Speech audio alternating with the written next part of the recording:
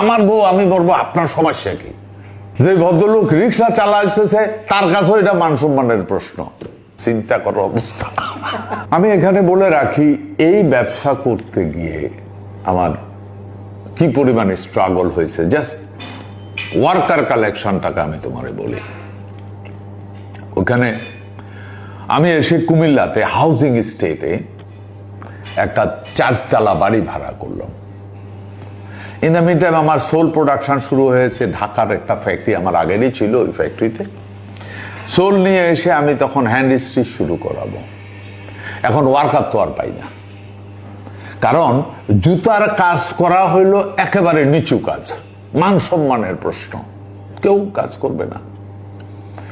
আমি লেবার খুঁজে পাচ্ছি না।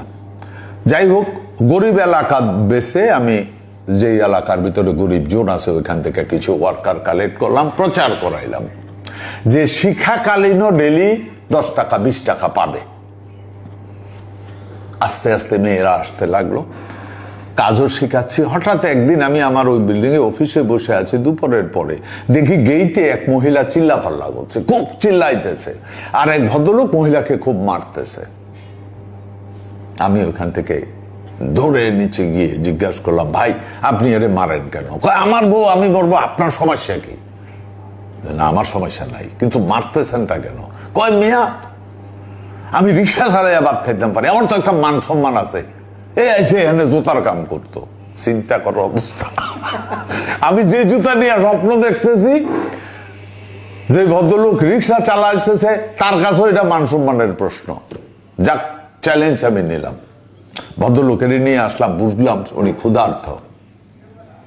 এনে ওনাকে দোকান থেকে পরোটা এক্সকিউজ মি পরোটা মাংস এনে খাওয়াইলাম, মাথাটা ঠান্ডা করলাম। পরে বুঝাইলাম, আপনি রিক্সা চালান, এটা যেমন একটা কাজ, জুতা তৈরি করা এটাও একটা কাজ।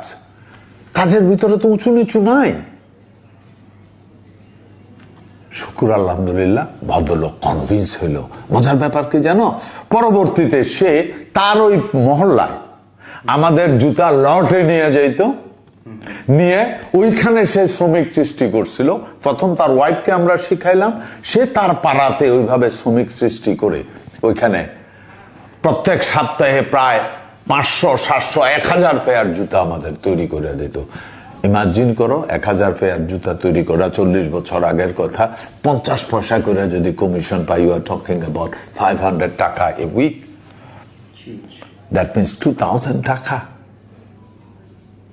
অনেক টাকা।